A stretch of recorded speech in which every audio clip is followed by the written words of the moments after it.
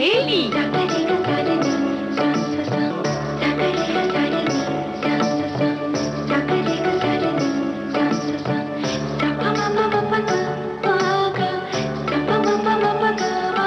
सखी सहेली।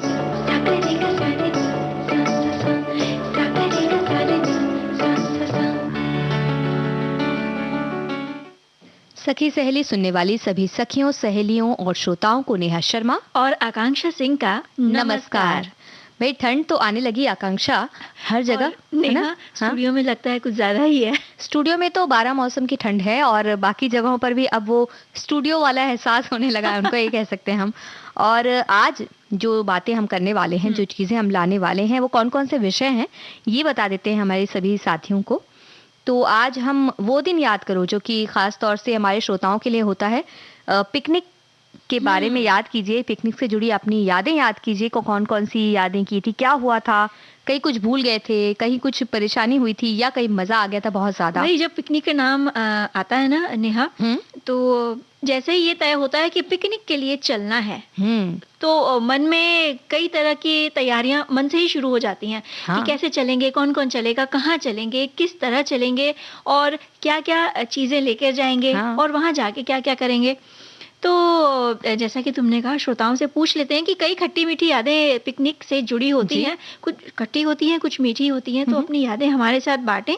साथ ही साथ जब पिकनिक की बात हो ही रही है तो थोड़ा आगे बढ़कर चलो भरतपुर की सैर कर ली जाए आज। हाँ, भरतपुर की सैर करने हम जाएंगे। और अखिल भारतीय हस्तशिल्प सप्ताह है, तो हम अपने सभी श्रोताओं से ये भी पूछना चाहते हैं कि उनके जो क्षेत्र है, जो जहाँ वो रहते हैं, वहाँ कौन सा हस्तशिल्प बहुत ही प्रसिद्ध है, जी। किस तरह की, मान लीजिए साड़ी कपड़े भी होते हैं कई और अलग अलग तरह की चीजें बनती है। तो अपने आसपास की जो चीजें हैं जो बहुत खास हैं उनके बारे में हमें बताइए, तो हम कार्यक्रम में उसको शामिल करेंगे, हमारा भी ज्ञानवर्धन हो जाएगा। हम मना रहे हैं अखिल भारतीय हस्तशिल्प सप्ताह और साथ ही साथ हम मना रहे हैं आज सार्क दिवस। इस बारे में थोड़ी जानकारी साझा की जाएगी जी। और सेना सेवा कोर दिवस भी आज है, तो इस पर बातें हम करते हैं और आगे बढ़ते हैं, कार्यक्रम को आगे बढ़ाते हैं। अगर देखो आकांक्षा, सार्क दिवस की अगर हम बात करें तो दक्षिण एशियाई क्षेत्रीय सहयोग संगठन यानी कि SAARC, सार्क के जैसे सार्क कहा जाता है इसे, south Indian association for regional cooperation, Hindi में इसे दक्षेश कहा जाता है। इसकी स्थापना हुई थी 8 दिसंबर 1985 को ढाका में और सार्क चार्टर पे हस्ताक्षर के बाद ये स्थापना की गई थी और मुख्य रूप से दक्षिण एशिया के देश ही इसके सदस्य हैं। और इन सदस्य देशों में शामिल हैं भारत, पाकिस्तान, नेपाल, अफगानिस्तान, भूटान, मालदीव, श्रीलंका और बांग्लादेश। और इस संगठन का जो उद्देश्य है वो ये कि दक्षिण एशिया में आपसी सहयोग से शांति और प्रगति हासिल करना। और इसका मुख्य उद्देश्य ये भी है कि इस क्षेत्र में लोगों के कल्याण को बढ़ावा दें और सामाजिक प्रगति और आर्थिक विकास के माध्यम से उनके जीवन में किस तरह से सुधार हो, सामूहिक रूप से ये काम हो, सब आपस में मिलजुल कर किस तरह से रहें। और ये सारी इनकी अलग अलग कॉन्फ्रेंस होती है, आपस में मिलते हैं ये देश अलग अलग समय में, और अलग अलग समय में इनके जो मुखिया हैं उनका चुनाव होता है। जिस तरह से अल्फाबेटिकल यानी कि जिस तरह से अंक जो ABC के तरह से जिस तरह से जिस क्रम में नाम आते हैं देश के, उस क्रम के हिसाब से अलग अलग इनका चुनाव होता है। जी। और साथ ही साथ नेहा, आज हम मना रहे हैं सेना सेवा कोर दिवस। जी, जो कि एक बहुत खास दिन है हमारे लिए और गर्व का दिन भी है, क्योंकि ये वर्ष 1950 से ये दिन मनाया जाता है 8 दिसंबर को हमेशा। और सेना सेवा कोर की अगर हम बात करें तो सेना की एक ऐसी टुकड़ी है जो सबसे पुरानी है। जी। 1760 में बंगाल, मद्रास और बॉम्बे प्रेसिडेंसी में इसकी स्थापना हुई थी और बाद में समय समय पर इसके नाम और सेवाएं बदलते रहे। साल 1901 में इसका नाम बदलकर आपूर्ति और परिवहन कोर किया गया। प्रथम विश्व युद्ध के दौरान ये ब्रिटिश भारतीय सेना का एक स्थायी घटक रहा, ये कोर जो था। जी। उसी तरह साल 1923 में इस इकाई का नाम भारतीय सेना सेवा कोर कर दिया गया। और जी हम देखिए इतने सारे नाम बदल गए और ये जब सेना की बात होती है ना तो एक अलग उत्साह रहता है। जी। तो 1935 में इसके नाम के साथ एक उपसर्ग जोड़ा गया, रॉयल, और इसे कहा जाने लगा royal Indian army service corps. Bharat को आजादी मिलने के बाद इस कोर का और विस्तार हुआ, विभिन्न विभाग भी इसमें जोड़े गए और आखिरकार साल 1950 में 8 दिसंबर को इसका नाम एक बार फिर बदला गया और इसका नाम रखा गया भारतीय सेना सेवा कोर। और वो दिन है और आज का दिन है, अब तक ये मनाया जाता है 8 दिसंबर की तारीख को सेना सेवा कोर दिवस के रूप में हम मनाते हैं। बिल्कुल, जब हमारी जो सेना है सीमा पर डटी होती है या युद्ध की स्थिति हो, तो ऐसे समय में भारतीय सेना सेवा कोर के जो जवान हैं बेहद महत्वपूर्ण भूमिका निभाते हैं। वो इस तरह की मुख्य रूप से ये राशन, ताज़ा और जो सूखी खाद्य वस्तुएं होती हैं, इसके साथ ही ईंधन है, तेल है, साफ सफाई के कई साधन हैं, साथ ही साथ रसायन है, कई तरह के जो रसायन होते हैं ना जो साफ सफाई में इस्तेमाल किए जाते हैं, मतलब जो अति आवश्यक वस्तुएं होती हैं उनकी आपूर्ति करता है ये कोर।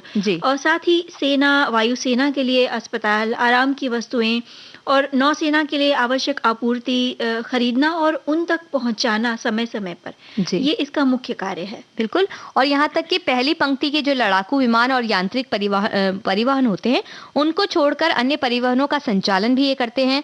पशुओं की देखभाल करते हैं, जो सेना में पशु शामिल होते हैं उनका परिवहन जो करना होता है, ये सारी जिम्मेदारी वो निभाते हैं।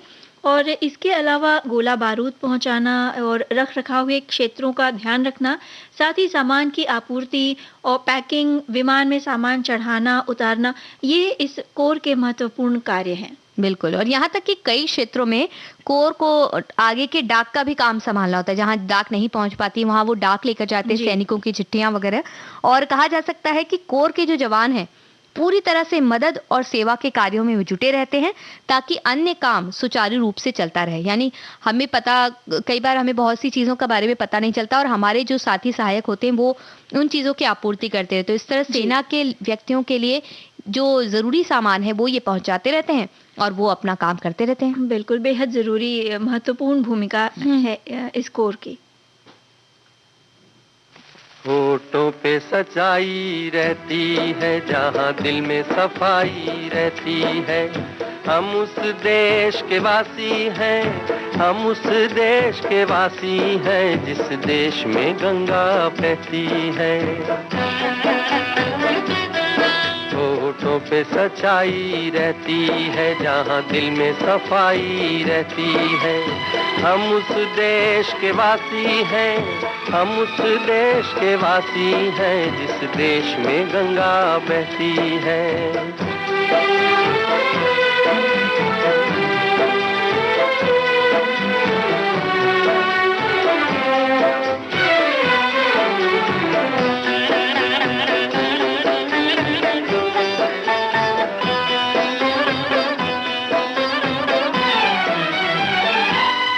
मेहमा जो हमारा होता है वो जान से प्यारा होता है। मेहमा जो हमारा होता है वो जान से प्यारा होता है। ज्यादा की नहीं लालच हमको, थोड़े में गुजारा होता है, थोड़े में गुजारा होता है। बच्चों के लिए जो धरती माँ सदियों से सभी कुछ सहती है। हम उस देश के वासी हैं, हम उस देश के वासी हैं, जिस देश में गंगा बहती है।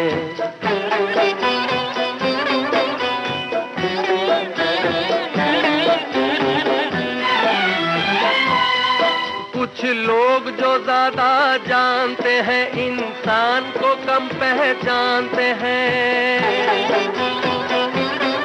कुछ लोग जो ज्यादा जानते हैं इंसान को कम पहचानते हैं। ये पूरब है, पूरब वाले हर जान की कीमत जानते हैं, हर जान की कीमत जानते हैं। मिलजुल के रहो और प्यार करो, एक चीज यही जो रहती है। हम उस देश के वासी हैं, हम उस देश के वासी हैं, जिस देश में गंगा बहती है।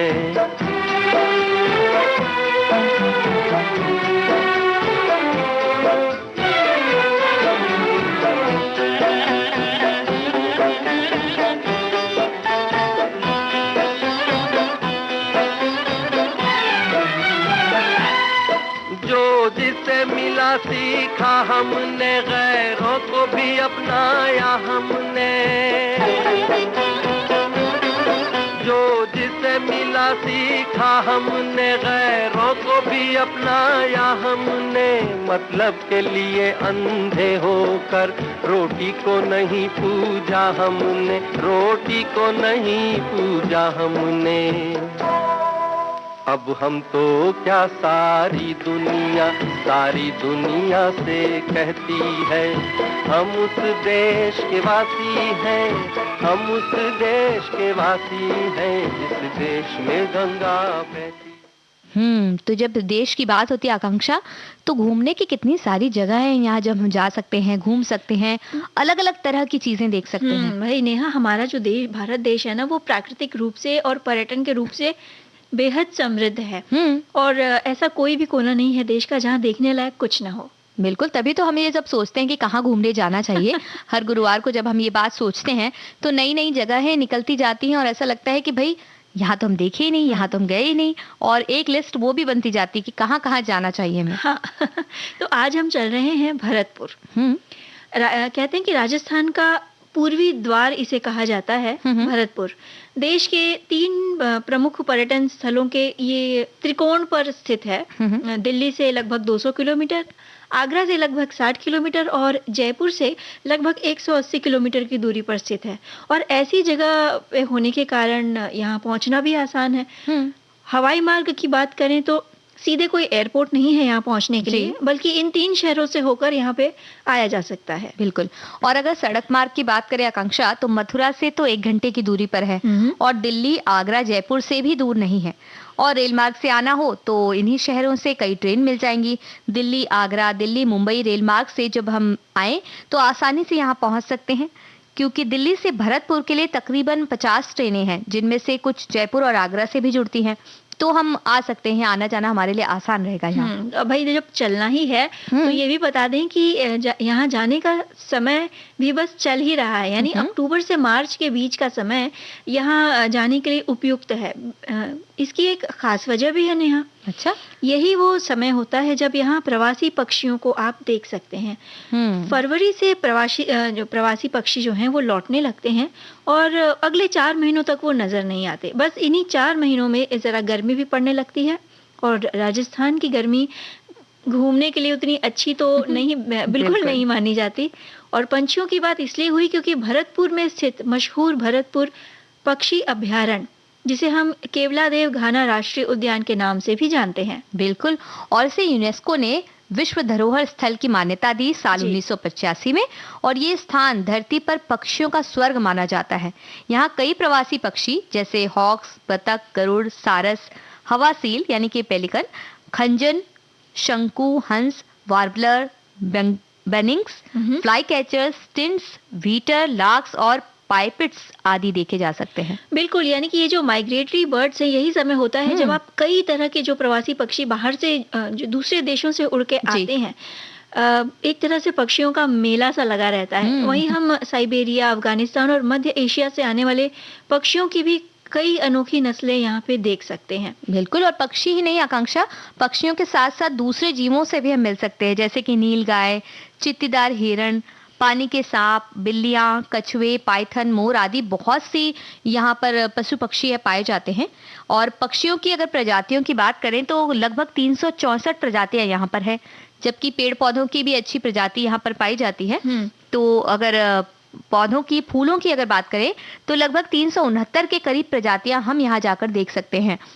और जो मछलियों की करीब 50 प्रजाति, सांपों की लगभग 13 और छिपकलियों की भी 5 प्रजाति और 7 उभयचर, लगभग 7 तरह के कछुए और साथ ही साथ और भी कई तरह के जीव जंतु देख सकते हैं। मतलब कुल मिलाकर ये कहा जा सकता है कि अगर आपने भरतपुर में अपना समय बिताया, भरतपुर अभयारण्य में, तो आपका पूरा दिन बेहतरीन होने वाला है। बिल्कुल, हमारे एक श्रोता भी कह रहे हैं कि भरतपुर बहुत ही सुंदर जगह है, 2 बार मैंने आनंद लिया है, अनेक विदेशी पक्षियों के दर्शन होते हैं, बहुत ही प्यारी जगह है और बहुत ही ठंडी। वाह, तो चलिए, पंछियों की इतनी बातें होनी ना, तो एक उड़ता उड़ता सा गाना सुन लेते हैं।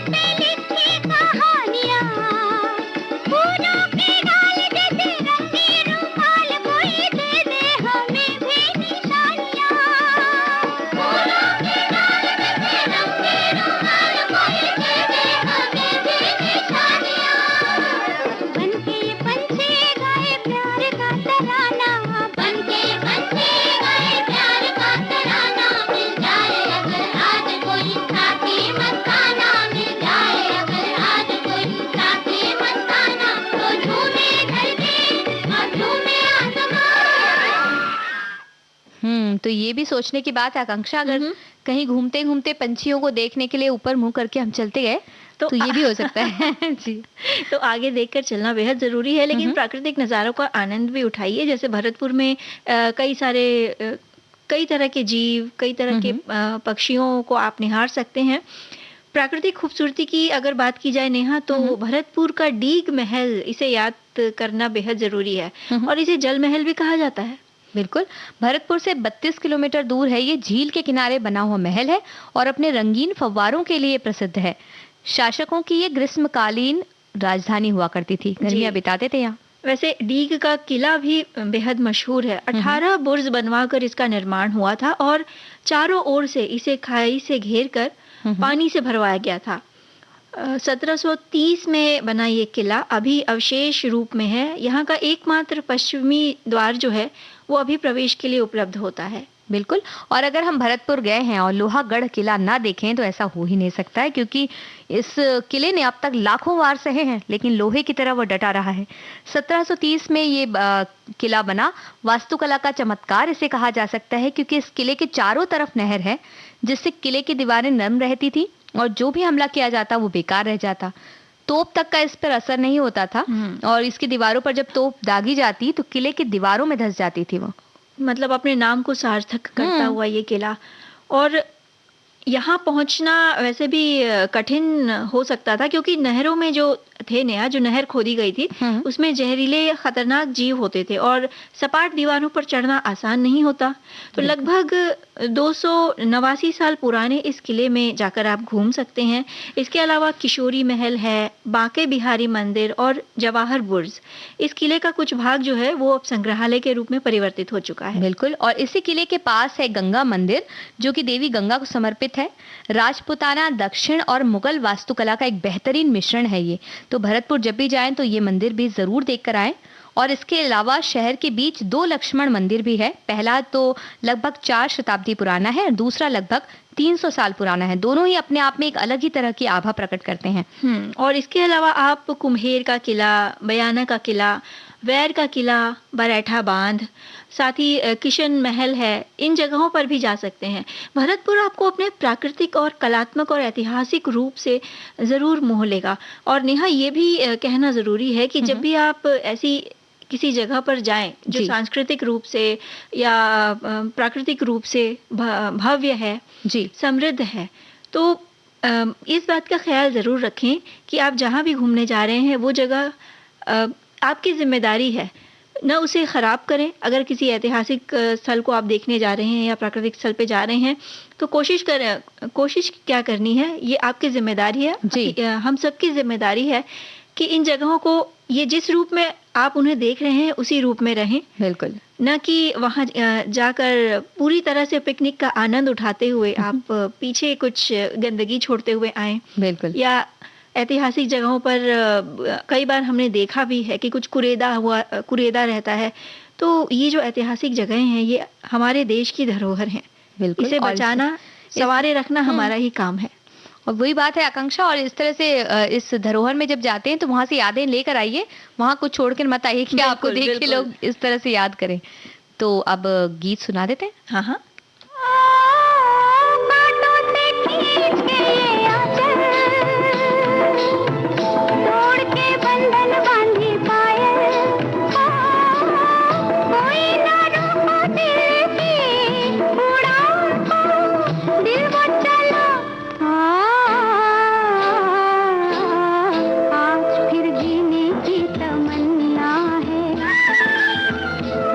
फिर मरने का इरादा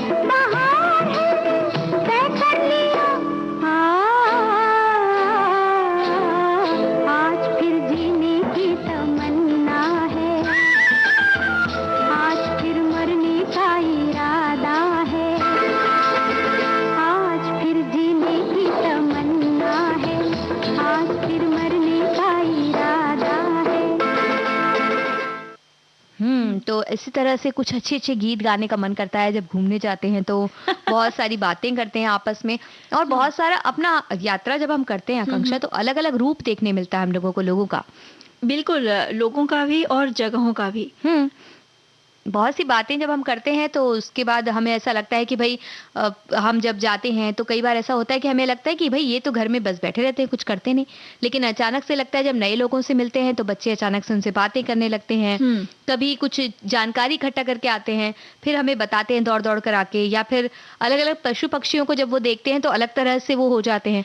बिल्कुल नेहा, तो ये कहा भी जाता है कि अगर व्यक्तित्व में निखार लाना है तो बाहर घूमना फिरना यानी ट्रैवलिंग बेहद जरूरी है। आप जितनी जगह को आप देखेंगे उस जगह के बारे में जानेंगे, उस जगह की संस्कृति के बारे में जानेंगे, वहाँ के लोगों के रहने खाने और कहते हैं ना उनकी क्या दिनचर्या है उस बारे में जानेंगे तो कहीं ना कहीं सोच थोड़ी सी बढ़ती है। बिल्कुल, और कई बार ऐसा होता है ना कि हम कहीं जाते हैं, वहाँ कोई चीज़ें देखते हैं या कुछ खाने की चीज़ें अगर हम देखते हैं तो वो किस तरह से बनी है, ये तो खास तौर पर महिलाएं हमारी जो सखियां हैं वो पूछ के भी आ जाती हैं, फिर अपने घर में वो चीज़ें बनने लगती हैं।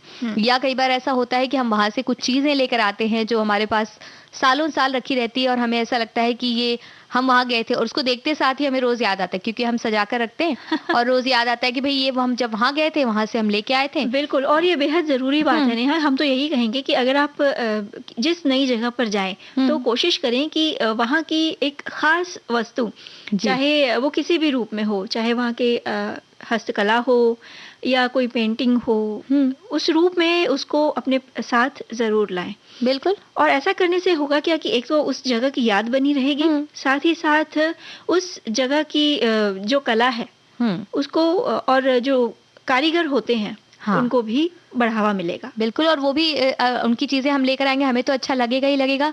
वो चीज़ें हमेशा बनाते हैं, उन्हें भी बहुत अच्छा लगेगा वो चीज़ें आप अगर लेते हैं उनसे। और बहुत ज़्यादा मोल भाव भी ना करें, देख लीजिए एक वाजिब दाम देखकर आप देखिए, क्योंकि कई बार तो बहुत ज़्यादा दाम बढ़ाकर भी बताया जाता है अलग अलग व्यक्ति को देखकर। पर आप एक जो अपने साथ गाइड लेकर गए हैं या किसी गाड़ी में आप जब गए हैं किसी को लेकर, तो वहाँ के जो लोकल ड्राइवर वगैरह होते हैं वो बता सकते हैं कि इसका असली मूल्य क्या हो सकता है। बस उतना देखकर आप उनसे लेकर आइए और उनके चेहरे पर आप मुस्कान देख सकते हैं। और इस तरह से जिंदगी में एक एक ब्रेक लेते रहना चाहिए आकांक्षा। बिल्कुल, फिलहाल हम एक ब्रेक लेते हैं, बिल्कुल, लौट के आते हैं।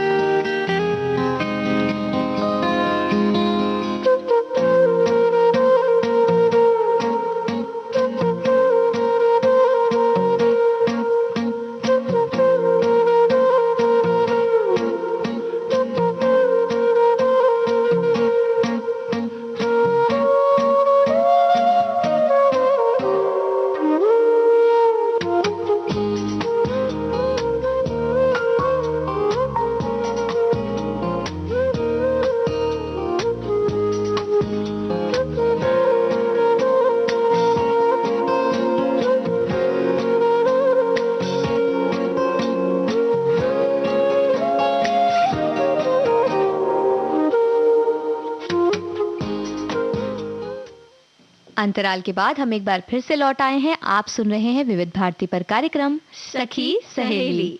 तो भाई सखी, क्या कहती हो, अब हम कहीं जाएंगे तो वहां से कुछ हस्तशिल्प की कुछ कलाकृतियां उनसे लेकर आएंगे या नहीं आएंगे? बिल्कुल लाएंगे नेहा, और ये बात इसलिए भी खास हो जाती है इस समय क्योंकि 8 दिसंबर से 14 दिसंबर तक हम मना रहे हैं अखिल भारतीय हस्तशिल्प सप्ताह, यानी ऑल इंडिया हैंडीक्राफ्ट वीक।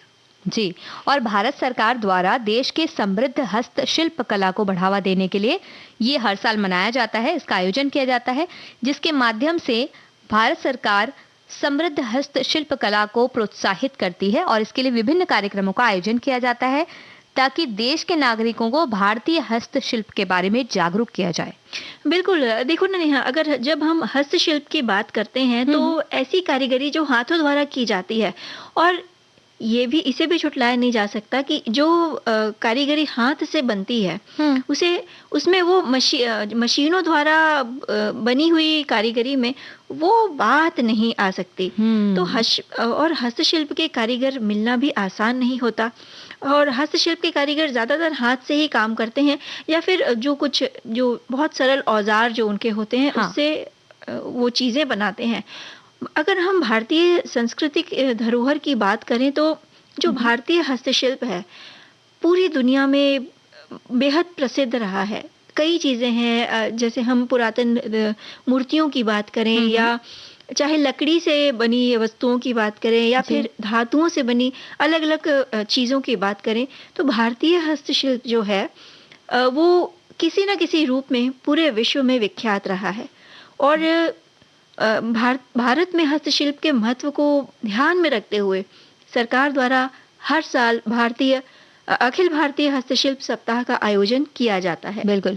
और हस्तशिल्प के अंतर्गत क्या क्या आता है अगर हम इसके मोटे तौर पर बात करें तो जैसे टोकरी बनाई जाती है या अलग अलग तरह से मूर्तियां बनाई जाती है, लकड़ी से सुंदर सुंदर आकृति उकेर कर जो एक मास्क बनाए जाते हैं, कई बार मुखौटे बनाए जाते हैं सजाने के लिए, और छोटे छोटे जो बनाते हैं ना, कुछ धातु से बनाते हैं, छोटा हैंडपंप बना हो या छोटी सी मटकी बनी हो, बिल्कुल इस तरह की चीजें। हाँ, काश्तकारी हो या चांदी के तार से किया गया बारीक काम हो या फिर कठपुतलियां जो बनती हैं, बिल्कुल वे भी बेहद प्रसिद्ध हैं। इसके अलावा भाई हाथ से बनी या हथकरघे से बुनी हुई साड़ियों का तो कोई जवाब नहीं। साड़ियों का भी कोई जवाब नहीं। जैसे राजस्थान की अगर हम बात करें तो जो लाख की चूड़ियां बनती है वो भी हस्तशिल्प का नमूना है और लोग उसे बहुत ही चाव से पहनते हैं। तो इस तरह से बहुत सी चीजें होती है। हमारे साथियों ने भी कुछ बातें लिख भेजी है। जैसे एक साथी लिखते हैं कि बिहार में भागलपुर में सिल्क के कपड़े, गमछे, सूती कपड़े तैयार होते हैं। दरभंगा, मधुबनी, सीतामढ़ी में लाख के सामान, चूड़ियां, सजावटी सामान, मधुबनी पेंटिंग, गया में मधुबनी पेंटिंग और नालंदा में दरी, चादर, ये सारी चीजें बनती हैं। बिल्कुल। इसी तरह हाथ से बुने हुए जो कालीन होते हैं वो भी बेहद खूबसूरत होते हैं, चाहे कश्मीर की पश्मीने की शॉल हो जी या फिर महाराष्ट्र की पैठनी साड़ी हो। सबका अपना अलग ही महत्व है ना। तो हाँ बिल्कुल, हमारे जो एक श्रोता हैं वो ये भी कह रहे हैं कि पूरे सप्ताह का समारोह पूरे देश के सभी कारीगरों के लिए विशेष समय है, क्योंकि उन्हें पूरी दुनिया में अपने कार्यों को उजागर करने का बहुत बड़ा अवसर मिलता है। इस सप्ताह में ये आयोजित प्रदर्शनी पूरे देश के लाखों समर्पित हस्तशिल्प कारीगरों के लिए बड़ी उम्मीद और अवसर प्रदान करता है। एक महान कार्यक्रम है ये, जो हस्तशिल्प की वर्षों की परंपरा और संस्कृति को जीवित रखने में मदद कर रहा है। बिल्कुल। तो इसी तरह से हमें एक प्रण लेना चाहिए कि हम जब भी किसी कारीगर को देखते हैं, वो अपनी कला को हमारे सामने प्रस्तुत करते हैं, तो उनको ना सिर्फ सराहना करनी चाहिए। अगर हमें लगता है कि हम उसे लेने के लिए हमारे कह सकते हैं ना बजट देखकर हम काम कर सकते हैं, लेकिन अगर हमें ऐसा लगता है तो हम कुछ ना कुछ उनसे जरूर लेकर आएं, ताकि उनका भी प्रोत्साहन हो और वो अपने काम को करने के लिए और जागरूक हो और सोचें कि हाँ, हमें करना चाहिए काम। बिल्कुल। इसी से जुड़ी एक बात कह रहे हैं कि अखिल भारतीय हस्तशिल्प सप्ताह 8 दिसंबर से 14 दिसंबर को पूरे भारत में मनाया जाता है। ये देश के सभी राज्यों में लोगों के बीच हस्तशिल्प के बारे में समाज में जागरूकता, सहयोग और इसके महत्व को बढ़ाने के लिए बड़े उत्साह के साथ मनाया जाता है। इम्फाल में एक बड़ी पारिस्थितिकी शिल्प प्रदर्शनी पब्लिक लाइब्रेरी बीटी सड़क के परिसर में आयोजित की जाती है। वाह, तो ये बहुत अच्छी जानकारी उन्होंने हमें दी। तो इस जो भी वहाँ रहते हैं वो जाकर इस प्रदर्शनी को देखें और उसका आनंद लें, और हम और आप मिलकर एक गीत का आनंद लेते हैं। चलिए।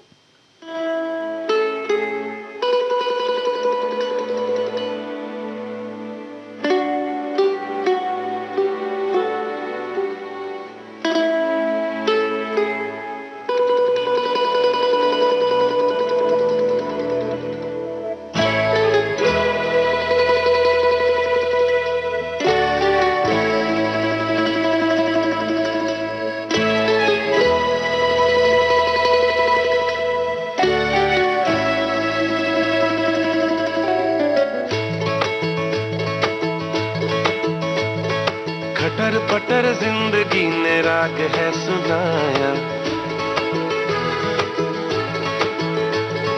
बटन खुले काज से तो बक्सुआ लगाया। खटर पटर जिंदगी ने राग है सुनाया, बटन खुले काज से तो बक्सुआ लगाया।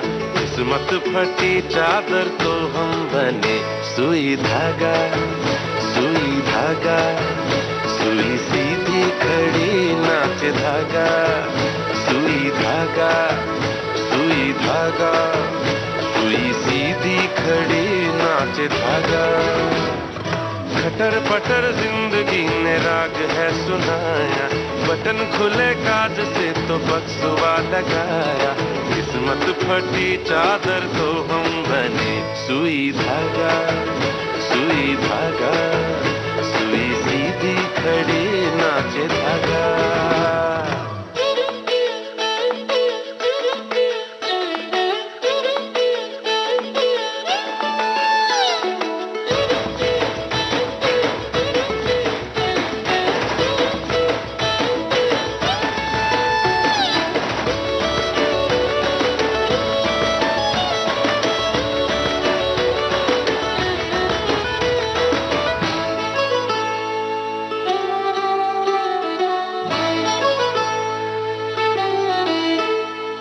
बर्बाद दिन ने जो फेंकी यहाँ, हमने वो कतरन उठाई है।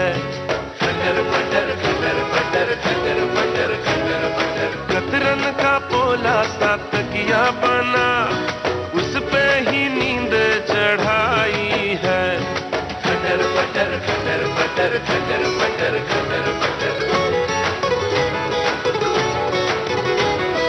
जितने शटर हम पे गिरते गए, उतने चतुर हम भी बनते गए।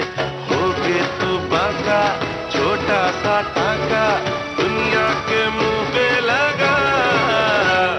हाँ किलो के भाव हमने हौसला है पाया, रात लंबी नापने को इंच टेप लाया।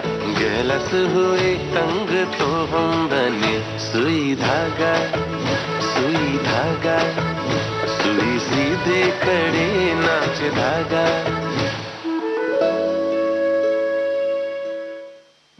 और सुई धागे की बात हो रही आकांक्षा, तो हमारे श्रोता ने लिखा है फिर लखनऊ चिकनकारी को ना भूल जाइए आप लोग। बिल्कुल नहीं भूल सकते। साथ ही साथ गुजरात में पाटन शहर के जो पटोला साड़ी होती है या दुपट्टे, वो बहुत मशहूर होते हैं। वैसे कहा जाए तो हर शहर और हर राज्य में कुछ ना कुछ खास तरह के कपड़े बनते हैं जो कि उस शहर के विशेष होते हैं। जैसे आप संबलपुर की साड़ी कह लीजिए, उड़ीसा में आप, या छत्तीसगढ़ की अगर बात करें तो कोसा के सिल्क जो आता है वो माना जाता है बहुत। वैसे ही हमारी एक सखी हमसे बांट रही हैं कि हम भी हस्तशिल्प के कारीगर हैं, क्योंकि हम हाथ से सोने के जेवर बनाते हैं और कुंदन की बारीक जड़ाऊ ज्वेलरी बनाते हैं जो पूरे देश और विदेशों तक पहुंचती हैं। भाई बहुत अच्छी बात है, हमारे साथी हमारे साथ जुड़ी हैं और उनके लिए ये सप्ताह पूरी तरह से समर्पित है, हम कह सकते हैं। हमारे एक साथी कहते हैं कि हस्तकला ऐसे कलात्मक कार्य को कहते हैं जो उपयोगी होने के साथ साथ सजाने के काम आता है तथा जिसे मुख्यतः हाथ से या सरल औजारों की सहायता से बनाया जाता है। राजस्थान में सर्वाधिक हस्तकला उद्योग होता है तथा हस्तकला उद्योग में भी सर्वाधिक विदेशी मुद्रा हीरे जवाहरात उद्योग से प्राप्त करता है। कागज जैसे पतले पत्थर पर मीनाकारी के लिए बीकानेर के मीनाकार विश्व प्रसिद्ध है। राजस्थान में हाथी दांत का सर्वाधिक कार्य जयपुर, जोधपुर और उदयपुर में होता है। राजस्थान में लाख पर हस्तशिल्प का कार्य जयपुर, उदयपुर, जोधपुर, अजमेर एवं भरतपुर में विशेष रूप से होता है और राजस्थान का यही लाख का चूड़ा मांगलिक कार्यों में पहना जाता है। राजस्थान के बीकानेर में ईरानी एवं फारसी शैली के बने गलीचे विश्व प्रसिद्ध हैं और राजस्थान में और भी बहुत हस्तकला के कार्य किए जाते हैं, ऐसा इनका कहना है। बिल्कुल। तो हस्तकला की जब बात हो गई है और हस्तकला की चीजें खरीदनी है तो घूमने तो जाना ही पड़ेगा ना भाई। और पिकनिक नहीं जाएंगे, कुछ देखेंगे नहीं तो खरीद के कैसे लाएंगे। बिल्कुल। और जब पिकनिक की बात हो रही है नेहा, तो सामान बांध लिया जाए। और चूंकि जगह हमने तय कर ली है कि हमें कहाँ चलना है, तो बस सामान उठाया और परिवार के साथ या दोस्तों के साथ निकल पड़े। और पिकनिक के लिए कितने प्लान बनाए जाते हैं पहले से कि भाई ये लेके जाना है वो, और कुछ ना कुछ तो छूट ही जाता है। ये तो वहां भी छूट जाता है आते समय, कई बार कुछ लेना है बोलते आते टाइम ले लेना, लेकिन वो आते वक्त तो कुछ अलग ही माहौल होता है, मन ही अलग होता है, तो कुछ याद नहीं रहता। और जब वहां जाते हैं चटाई बिछा के जब बैठते हैं तो और भी मजा आता है।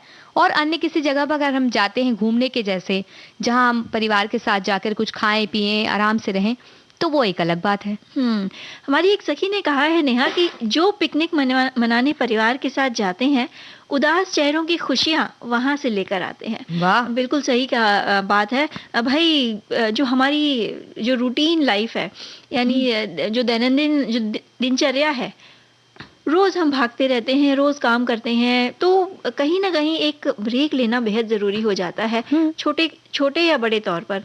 तो और एक दिन का भी जो ये पिकनिक एक दिन की भी मनाते हैं ना, इसमें भी इतना अच्छा लगता है, उसकी बातें होती रहती है 1 महीने तक, और उसका प्लान तो पहले ही 15 दिन पहले से बनता रहता है। और खुशी जो होती है वो शुरुआत से लेके, पहले तो जाने की खुशी होती है, फिर हम जिस दिन जाते रहते हैं तो वो एक अलग खुशी रहती है कि आज जाने वाले हैं, फिर वहां जाके अलग खुशी हो जाती है कि वहां पहुंच गए हैं, फिर उसके बाद वापस आते टाइम अलग खुशी लेकर आते हैं, और बाद में बहुत दिन तक याद कर करके खुश रहते हैं। बिल्कुल, अगली पिकनिक कब जाएगी ये इसका प्लान बनाते हुए वापस आते हैं। हमारी एक सखी कह रही हैं कि पिकनिक बचपन की याद दिला जाता है। अपने घर के अहाते में भी पिकनिक हम बचपन में मनाते थे। 1 जनवरी को बिहार में वैसे ही बेहद ठंड रहती है, हम सभी भाई बहन बाहर नहीं जाएंगे तो घर में ही अपने मोहल्ले के दोस्तों के साथ पिकनिक मनाएंगे। हम सभी हम उम्र थे, यानी 8-9 क्लास के विद्यार्थी। किसी को खाना बनाने का इतना आइडिया नहीं था।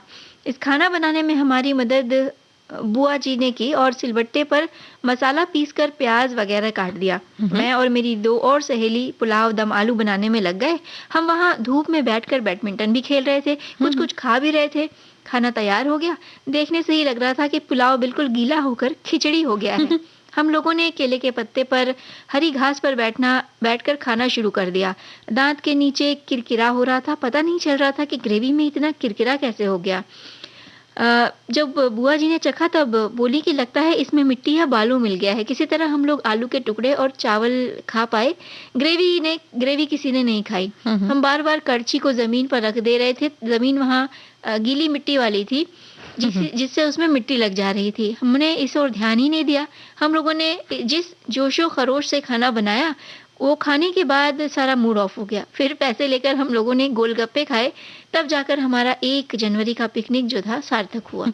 तो ये कितनी अच्छी याद है, उनकी बचपन की याद अब तक उनको याद है, क्योंकि पिकनिक ऐसी चीज है जो कभी भूलते नहीं है। चाहे आप एक बार जाएं, चाहे बार जाएं, तो हर बार की अलग अलग यादें होती है, तो सालों साल याद रहती है। हमारे एक साथी कहते हैं कि कुछ महीनों पहले ही हमने साउथ गुजरात के डांग जिले में स्थित पूर्णा वाइल्ड लाइफ सेंचुरी महल इको टूरिज्म कैंप साइट पर सपरिवार सुबह से शाम तक पिकनिक पर गए थे। पूर्णा नदी के तट पर बसा ये जंगल स्थल बड़ा ही मंगल और मनभावन है। छोटे छोटे महल जैसे कुटीर बनी है, जहां रात में रुकने की व्यवस्था भी है। तो इनकी पिकनिक की जो व्यवस्था थी वही अपने आप में बहुत कुछ कह रही है। तो भाई ये पिकनिक इस तरह की तो मनाते रहनी चाहिए हम सभी को। और ठंड के मौसम की जब बात हो रही है, देखिए अभी दिसंबर का महीना आते ही तो पिकनिक की बहुत सारी बातें होने लगती कि नए साल में पिकनिक में जाना है, क्या क्या करना है, ये प्लान बनते। जैसे कि हमारी उन सखी का 1 तारीख की हर साल पिकनिक होती है, और ठंड भी बहुत रहती है, तो पिकनिक पर जाएं तो एक चीज जरूर लेकर जाएं। क्या, ये हमारा गीत बताएगा।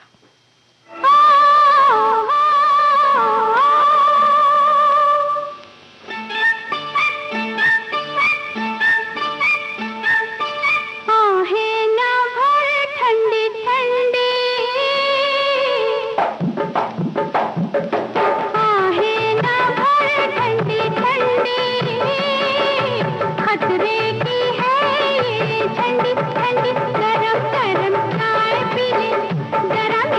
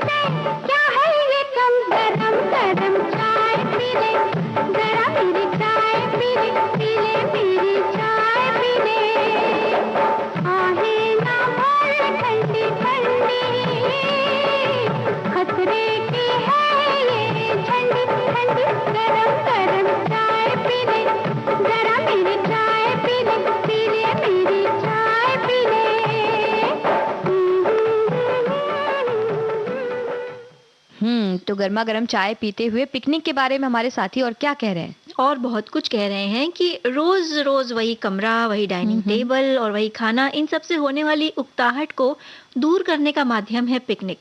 शहर से दूर किसी प्राकृतिक सौंदर्य के बीच हरियाली देखते हुए जब आंखें कौतूहल से चमक उठती हैं और मन प्रसन्न होता है, तब हमारे शरीर के पॉजिटिव हार्मोन्स भी गतिशील हो जाते हैं। परिणाम स्वरूप भूख भी अच्छी लगती है, खाना भी और दिनों से ज्यादा खाया जाता है और पच भी जाता है। इसलिए हर महीने ना सही, हर 2 महीने में एक बार तो पिकनिक जरूर जाना चाहिए। कम से कम एक दिन की भरपूर खुशी मिलेगी और आपसी नोकझोंक भी नहीं होगी। भाई हम तो इनकी बात से पूरी तरह सहमत है, और हर 2 महीने में तो क्या 1 महीने में भी जाना चाहिए, हम तो कह रहे हैं। हम तो बहुत दूर ना सही, कहीं आसपास ही सही। वैसे नेहा, जब पिकनिक की बात होती है ना, तो बचपन की जो पिकनिक की जो याद है वो ताजा हो जाती है, जो हम स्कूल में अपने दोस्तों के साथ जाया करते थे। और कभी कभी तो ऐसा होता था कि माता पिता कह भी देते थे कि नहीं नहीं, इस बार तुम्हें पिकनिक नहीं भेजेंगे। बड़ी जिद करके रो गा के हम उन्हें मनाते थे, पिकनिक के लिए जो फॉर्मेलिटीज होती हैं वो सब पूरी करवाते थे। और जिस दिन पिकनिक जाना होता था उसके 2-3 दिन पहले से हम अपना बैग भर रहे होते थे, और पिकनिक जाने वाले एक दिन पहले, महीने रात को तो भाई नींद ही नहीं आती थी। मम्मी से पहले उठ के सुबह 4 साढ़े 4 बजे से उठ के हम तैयार होके एकदम सजे धजे बैठे हैं यूनिफॉर्म में। कुछ ऐसे ही बात हमारे एक साथी कह रहे हैं कि पिकनिक पर वैसे तो परिवार और साथी मित्रों के साथ अनेक बार गए, लेकिन स्कूल के दिनों के पिकनिक जाने का आनंद ही कुछ और होता है। यही वो मीठे पल होते हैं जो लौटकर कभी नहीं आते और हमारी स्मृतियों में हमेशा जीवित रहते हैं। हमें अपने स्कूल के दिनों में इंदौर से करीब 100 किलोमीटर दूर मांडवगढ़ और धार 2 बार जाने का मौका मिला था, जहां हमने चंपा बावड़ी देखी, जो कि जमीन के काफी नीचे थी, और हम सीढ़ियों से उतर उतर कर देख रहे थे। तब हमारी शिक्षिका हमें बार बार सावधान कर रही थी कि कहीं संभल के जाना, कहीं फिसल न जाए। खूबसूरत जहाज महल, हिंडोला महल, बाज बहादुर का महल, रानी रूपमती का महल और भी बहुत कुछ था जो याद नहीं आ रहा। इन प्राचीन खंडहर हुए महलों को देखते हुए हम सभी बच्चों को एकत्र करके उनकी कहानियां और महत्व के बारे में भी बताया गया था। आते समय हम धार भी रुके थे, जहाँ की मशहूर इमली हमने ली, जिसे कबीट भी बोला जाता है और जो गोल और बील के आकार की होती है, ऐसा वो कह रहे हैं। और अभी तक देखिए उन्हें याद है। सही कह रही हैं आपकी, बचपन में जब जाते हैं पिकनिक वो आनंद ही कुछ और होता है। परिवार के साथ जाते हैं वो तो एक अलग होता है, लेकिन उस समय हम बहुत सारी चीजें कर सकते हैं, लेकिन जब दोस्तों के साथ जाते हैं तो बहुत सी चीजें हमें खुद करनी होती है, खुद सोचना होता है, और बहुत सारे कामों में साथ में लगना पड़ता है हमें साथ में, तो बड़ा आनंद आता है जब दोस्तों के साथ। जब खासकर जब छोटी क्लास में जब हम पिकनिक जाते थे, तो उस समय की एक खास याद अब तक जहन में है कि शिक्षक जो थे वो कहते थे जोड़ी बनाकर, यानी एक दूसरे का हाथ पकड़कर हमें चलना होता था। तो एक बार हुआ यूं कि जहां हम लोग गए थे वहां उस दिन भीड़ कुछ ज्यादा ही थी। कई स्कूलों के बच्चे और जो लोग होते हैं वो घूमने आए थे जी। तो जब हम कतार बनाकर चल रहे थे, तो उसी हमारी कतार के बीच में कोई लोगों का एक हुजूम सा बीच में आ गया, और हुआ ये कि जिसके साथ हमने हाथ पकड़ के रखा था उसका हाथ छूटने लगा। तो हमने उसका हाथ इतना कस के पकड़ा कि कहीं वो खो न जाए। और जैसे ही वो हुजूम लोगों का हटा, हम उसको खींचते हुए दौड़ते हुए जाकर अपने फिर से ग्रुप में मिल गए। तो याद इसलिए खास है कि अगर उस दिन उनका हाथ छूट गया होता, तो थे तो हम लोग छोटे ही, इतने बड़ी भीड़ में खोजना थोड़ी मुश्किल बढ़ जाती। बिल्कुल, बच्चों के साथ पिकनिक जाने में तो एक अलग ही आनंद है, और ये आनंद, सावधानी भी जरूरी है।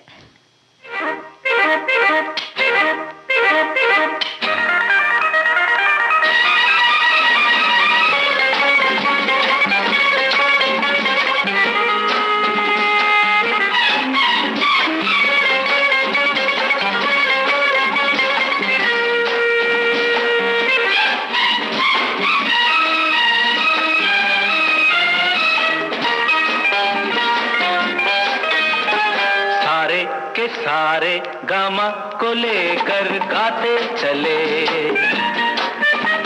सारे के सारे गामा को लेकर गाते चले। पापा नहीं है धानी सी दीदी, दीदी के साथ है सारे, सारे के सारे गामा को लेकर गाते चले। ए संजू, ए बिज्जू, ए मुन्नी, तुम भी गाओ। ला ला ला ला ला ला ला ला ला ला ला ला। ऐसे नहीं, बोलो में गाओ। तारे के तारे गामा को लेकर गाते चले, पापा नहीं है दानी सी दीदी, दीदी के साथ है तारे। तारे के तारे गामा को लेकर गाते चले।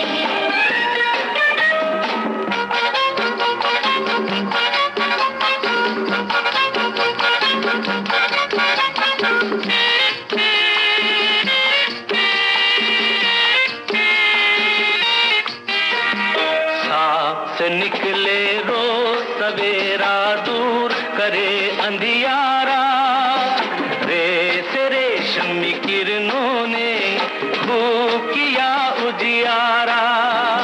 साथ निकले रोज सवेरा, दूर करे अंधियारा, रेस रेशमी किरणों ने दूर किया उजियारा। ला ला ला ला ला ला ला ला ला। रमा गाओ ना। सूरज की रोशन किरणों पे सारे गाते चले। ला ला ला ला ला ला ला ला ला ला। पापा नहीं है धानी सी दीदी, दीदी के साथ है तारे। ला ला ला ला ला ला ला ला ला ला ला। तो गाते गाते चले। और पिकनिक रहती है तो पिकनिक का एक अलग ही आनंद है ना आकांक्षा? बिल्कुल नेहा, घूमना फिरना, दोस्तों या परिवार के साथ हुड़दंग मचाना। लेकिन हमारे एक साथी ने लिख भेजा एक बहुत ही अच्छी कविता कि पिकनिक तो एक बहाना है, जाके हुड़दंग मचाना है, कभी हंसना तो कभी सबको गुदगुदाना है, घूमना फिरना मस्ती करना, नए खेल खेलना खिलाना है। पिकनिक तो एक बहाना है, जीवन की भागदौड़ से थोड़ा समय चुराना है, फिर से बचपन जीने का मौका नहीं गंवाना है। पिकनिक तो एक बहाना है, खाना पीना मौज उड़ाना, एक दूजे पे प्यार लुटाना है, नई ऊर्जा लेके आना है, कल से फिर काम पे लग जाना है। पिकनिक तो एक बहाना है। बिल्कुल, और इस तरह का बहाना बीच बीच में करते रहना बेहद जरूरी है, ताकि जो मन है वो तरोताजा हो जाए। बिल्कुल, तो इस तरोताजा मन के साथ पिकनिक की बातों से कितना तरोताजा महसूस कर रहे हैं हम। और ऐसा लग रहा है कि वो पुरानी पुरानी बातें याद आ रही है ना, तो बड़ा अच्छा लग रहा है। ऐसा लग रहा है कि हाँ, तो उस टाइम जब पिकनिक गए थे तो क्या क्या हुआ था। नेहा, एक काम करते हैं, पुरानी बातों को याद नहीं करते हैं, यहाँ से निकल के छोटी पिकनिक पे चलते हैं। जिस तरह से गरम गरम चाय पी ले, चाय की पिकनिक चलते हैं। प्लान तो बनाया ही जा सकता बिल्कुल है। दोस्तों के साथ तो मिल बैठ कर अगर आप चाय भी पीते तो एक छोटी सी पिकनिक तो वो भी हो जाती है। तो अब लेते हैं इजाजत, और आप सभी नेहा शर्मा और आकांक्षा सिंह का नमस्कार स्वीकार कीजिए।